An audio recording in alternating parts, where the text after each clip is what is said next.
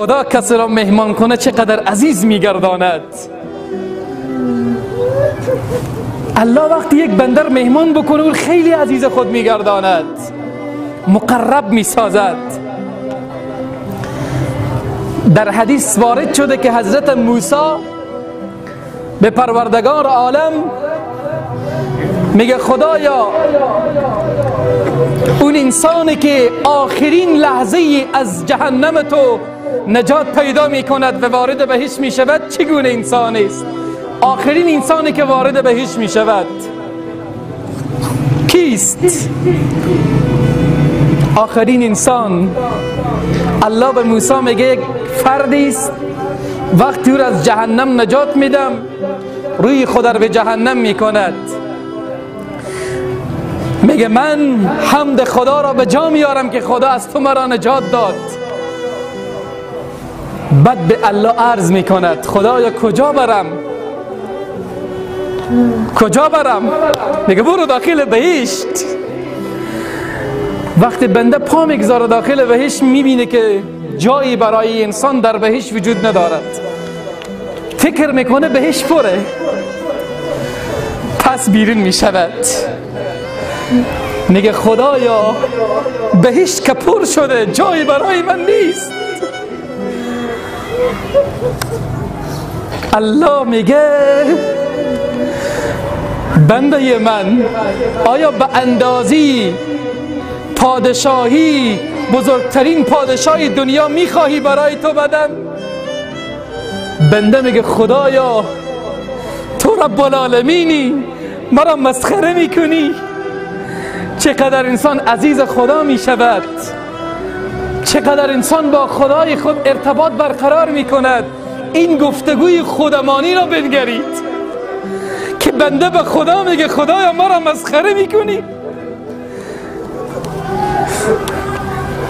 خدا با بندگانش این گونه خودمان میشود که بنده در برابر پادشاهی بزرگ استاده میشود، میگه خدایا مرا مسخره میکنی.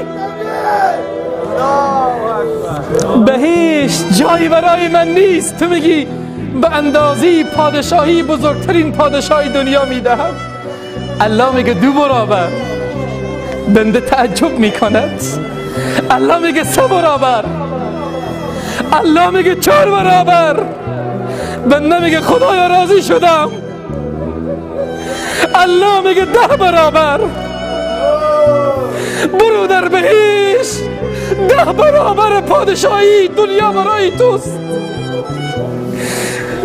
خدای بندگانم عاشق تویند که میگرید.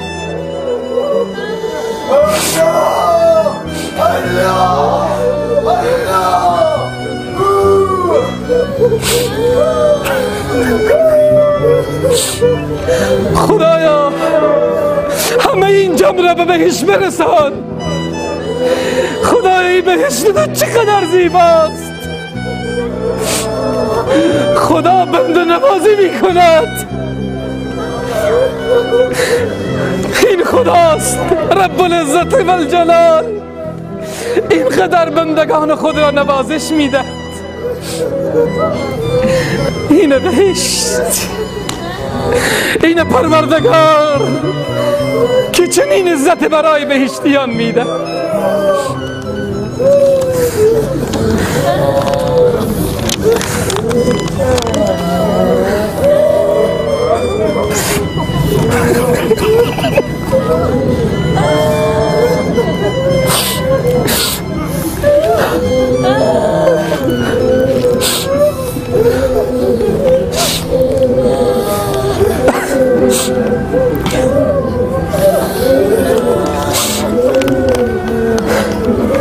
جنات عدن يدخلونها، جنات عدن يدخلونها يحلون فيها من اساور. وقت بندگان خدا وارد بهشت میشوند، یحلون فیها من اساور، چوری های من ذهب و لؤلؤ طلایی به دست بندگان بهشتی می شود. و لباسهم فیها حریر، لباس ابریشمی به تن بندگان خدا می شود. پروردگار عالم گفتنش خیلی سخته. میفرمایه که در این حالت و سقاهم ربهم شرابا طهورا، الله خودش بندگان خود را شراب می نشاند. این خیلی زیباست. خدایا ساقی ما هستی. خدا خودش می آید و سقاهم ربهم شرابا طهورا، الله شراب طهور می نشاند بندگانش را. خدا پروردگار عالم، خدا ملک الملوک، خدایا تو شراب می نشانی ما بندگانت را، شرابا طهورا، شراب پاک، شراب بهشتی. الله میگه من با دستانم شما را می نشانم. این الله رب العزت و الجلال عزیزان من که ما را نوید می بخشد، همه ما و شما را پروردگار عالم امید می بخشد. اجمعا صلوات بلند.